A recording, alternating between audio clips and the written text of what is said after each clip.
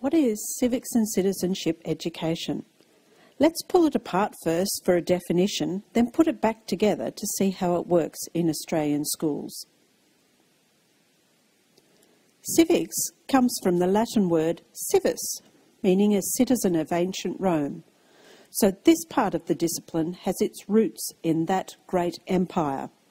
Today, according to the Oxford Dictionary, civics is defined as the study of the rights and duties of citizenship. The Australian Curriculum Assessment and Reporting Authority, commonly known as ACARA, see it as the theoretical component of the discipline and states it is understanding how Australia's political government system works, how our public administration and the judicial system works at a local, national, regional and global level, and our political and social heritage. The Oxford Dictionary defines citizenship as the position or state of being a citizen of a particular country. Today, the phrase global citizen is very popular in education. This is the idea of a person's identity transcending geographic or political borders, meaning humans are interdependent. It is thought this idea started with the Greek philosopher Diogenes when he declared, "I am a citizen of the world." So this part of the discipline has its roots in the Grecian Empire. ACARA views citizenship as the practical component of the discipline and states it as the condition of belonging to social, political or community groups, enacting a sense of belonging and identity, and active participation in groups. Let's now put the two parts back together to see how the civics and citizenship discipline is structured for teaching in schools. The draft Australian curriculum for civics and citizenship commences formally in grade 3 and states that it integrates the study of civics with the study of citizenship. Like the geography and history curriculum, it sets up the curriculum according to the big ideas or concepts and skills. The first big idea of this discipline is government and democracy. This involves a study of Australian democracy and the key institutions, processes and roles people play in Australia's system of government. The second concept is laws and citizens.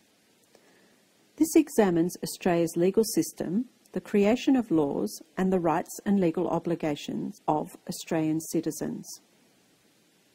The third and final concept is citizenship, diversity and identity. This big idea explores citizenship, the diversity of Australia as a multicultural and multi-faith society, and what shapes identity. The skills of the civics and citizenship discipline are questioning and research, analysis, synthesis and interpretation, problem solving and decision making, communication and reflection. As you will know from your previous studies, these skills are very similar to those from geography and history. For example, in geography we have questioning, analysis, interpretation, communication and reflection, while in history we have questioning, research, analysis, interpretation, communication. The civics and citizenship discipline has had a national assessment program since 2004, with data being gathered on student learning every 3 years. The next proposed collection time is 2016. The tests are completed by a representative sample of Year 6 and 10 students from various schools around Australia. These results, along with other research in the area, have highlighted the following issues in student learning. It has been shown that children find it difficult to understand the difference between rights and responsibilities. They also have difficulty with the fact that rules and laws aren't necessarily black and white. Children also have difficulty understanding how they, as one lone person, can influence systems for the good of society. From the National Assessment Program in this area, we have the following interesting points. 1. Non-Indigenous students perform statistically significantly better than Indigenous students. Students in metropolitan schools perform better than those in regional schools. Female students perform better than male students. And they also found out that there was no statistical difference between students who mainly spoke English at home and those who spoke another language. So what does the research and all of this testing help us understand in terms of how we should teach this area of SOS?